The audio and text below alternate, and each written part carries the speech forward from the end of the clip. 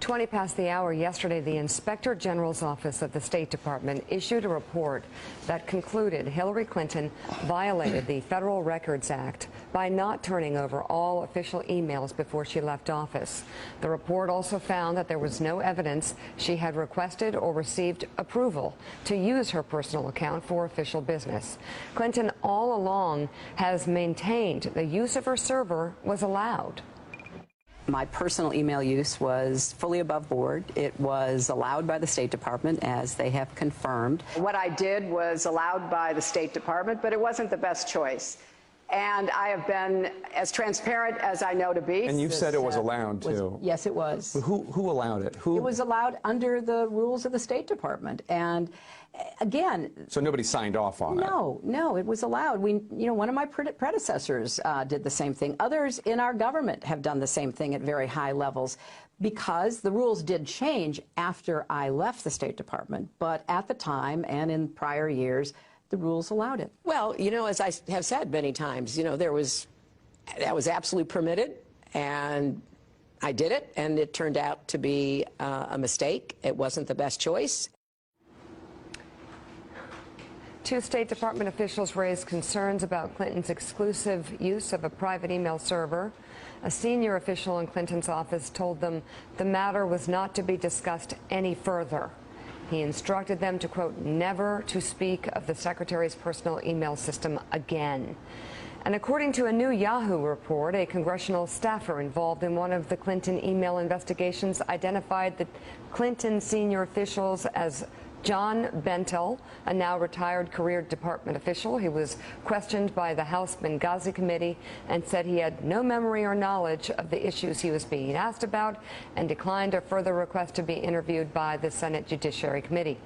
The Clinton campaign released a statement about the IG report, which read in part this: the Inspector General's documents show just how consistent her email practices were with those of other secretaries and senior officials at the State Department who also used personal email. Well, it's just not, even the statement is not accurate. I know. Joining us now, national correspondent for Bloomberg Business Week and political columnist for the Boston Globe, Joshua Green, and in San Jose, California, NBC News chief foreign affairs correspondent and host of Andrea Mitchell Reports, Andrea Mitchell. Andrea, thanks for getting up early for us. The first interview we showed was the one that you did with her, and she says time and time and time and time and time and time again, it was allowed. Was it allowed? It was not allowed to not return those records before she left the State Department. She violated the Official Records Act according to her own State Department IG appointed by President Obama. What you have shown just now, Mika, is completely undercuts the argument she's been making for more than a year, just as she is trying to persuade voters that she's not untrustworthy. I think that the most surprising and in some ways shocking thing is their reaction, claiming that this is the same as what former secretaries did, the comparison they're making to Colin Powell. The facts are that Colin Powell was the first Secretary of State to ever use email. He used it specifically to try to launch the State Department into the new century and try to get people to communicate by email. He was using it as an example. He did use some personal emails. He didn't always separate them, but it was a completely above board. Everybody in the State Department knew what he was doing. It was not, in fact, violating a rule that was put in place under Clinton, not after she left. It was put in place under Clinton, and she was warned beforehand of decades of this Records Act that prohibits you to leave the State Department, leave any agency, and not turn over your records. So there are so many flaws in their argument, and the politics, we'll have to see how that plays out. But I don't see how this is anything but devastating, given the fact that they have been making a completely different argument now for more than a year. Yeah, the Clinton campaign, Josh, has long maintained the server was never breached. But the report tells of one incident when an advisor shut it down out of concern it was under attack. And the footnotes tell of an incident in 2011 where Secretary Clinton was concerned someone was, quote, hacking into her email after getting more than one email with a suspicious link. When you get those, you get worried. According to the report, security officials should be notified even when a personal device is feared compromised. But according to the report, the Inspector General found no evidence that the Secretary or her staff ever reported the incident. And there's so much here that's fair to say, how can she remember? Well, and this is the whole problem. This is the reason you have these protocols in the government servers, so you don't expose important emails to the possibility. But when she said it was allowed, it was allowed, it was allowed, it was allowed, it was allowed, does she not remember any of this? Are we supposed to believe that? I suppose we are supposed to believe it. I'm not sure a lot of people do, but... Do they care? Yeah, I mean, I think this is a serious issue. I mean, if you were to, and this is a big if you were to remove, Donald Trump from the equation right now, this is the story that would be roiling the 2016 presidential election. Chuck. And more than that, it would be fueling more hand-wringing in the Democratic Party and all this. The only reason why I think there isn't panic on the Democratic side is because of Trump. I was thinking about this morning. If because of this breach, for instance, I don't think she could get confirmed, for instance, to be Attorney General. Well, because and I mean it this way, meaning their basic defense here.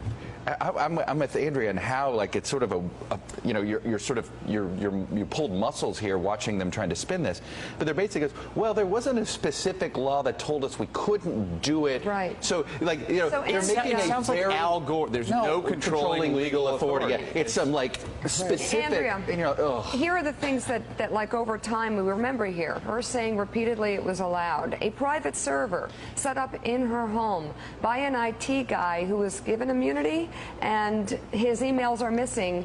And she even joked when she was asked, I think in a high school gym, did you wipe the server? Meaning, get rid of everything so no one can see it. Yeah. And she joked about it being with a cloth. And I mean, I really don't want to be the one delivering this, but I got to tell you, this is really hard to believe. It feels like she's lying straight out. Andrea Mitchell, is she lying? I can't say that. I mean, I would let the viewer, I would let the voter make those determinations, but it doesn't hold up. There are so many inconsistencies, including their response yesterday. And as Chuck said, it was sort of jaw-dropping that they tried, instead of coming out and saying, look, it was a mistake, as she has previously acknowledged, it was bad judgment, and we don't know whether or not it was hacked. We know that there were attempts to penetrate. There's no evidence in this report that penetration, that actually happened, but you can't, prove the negative. But they should have just come out, arguably, and said, this is a mess and we're going to try to move on. Instead, they're fighting it and coming out with a completely non-credible argument on her behalf. And it also makes her defensive, and it makes her run from reporters and not want to do interviews and not want to talk to people covering her events all day yesterday. So she's hunkered down now at a key point here. Yes, she's going to get the delegates, but the point is she wanted to win California. She wanted to end on a high. And Bernie Sanders is giving her a huge challenge out here, I can tell you, from just looking at the campaigning this week. Chuck, to that point that Andrea just raised about reporters asking her questions, one of the more damning components of the Inspector General's report is when he declares in the report that Secretary Clinton declined the opportunity in a request to be interviewed when Madeleine Albright, Colin Powell, everybody else, John Kerry, they all were interviewed. What do you figure, given the spin they put on this that's out today, they didn't address the decline in the interview. What do they do now? How do they respond? Look, their decision is to never give an inch, right? Which is the Clinton playbook going back to 1992, and it's worked for them in the past, right? They just grind their way through it. But I always have looked at this at sort of what is the Occam's razor, what's the most logical sort of explanation? And the most logical explanation is she wanted to make it harder for the press and Congress to see her correspondence. So they made FOIA requests more difficult by doing what? Making sure it wasn't on a government server, putting on a private server. And that's the part of this. The idea of convenience, I've never been able to accept that, because what's convenient about having a server in your house? I hate dealing with Wi-Fi at my house, okay? It's a pain in the... No, I'm like, why don't I have an IT guy at home? Chuck, it's not something you forgot you did. Yes. It's not something someone did or your husband set up for you and you forgot you did when you're Secretary of State. Come on, what a terrible everybody. You know, like so many of these Clinton scandals, And it's impossible to imagine that this wasn't going to surface. Andrea, last word. And yeah, just one quick point. We now see new emails never turned over, never before revealed, that the IG found. What's that all about? And one of them has her writing to Huma Abedin that she doesn't, you know, that she'll go with a state.gov or another private device after one of the attempts, after spamming and things were not being received. This was early on, but she said we want to make sure that the personal is not accessible, which is exactly to the point that Chuck was just making. NBC's Andrea Mitchell, thank you. Chuck Todd, thank you as well. Hey there, I'm Chris Hayes from MSNBC. Thanks for watching MSNBC on YouTube.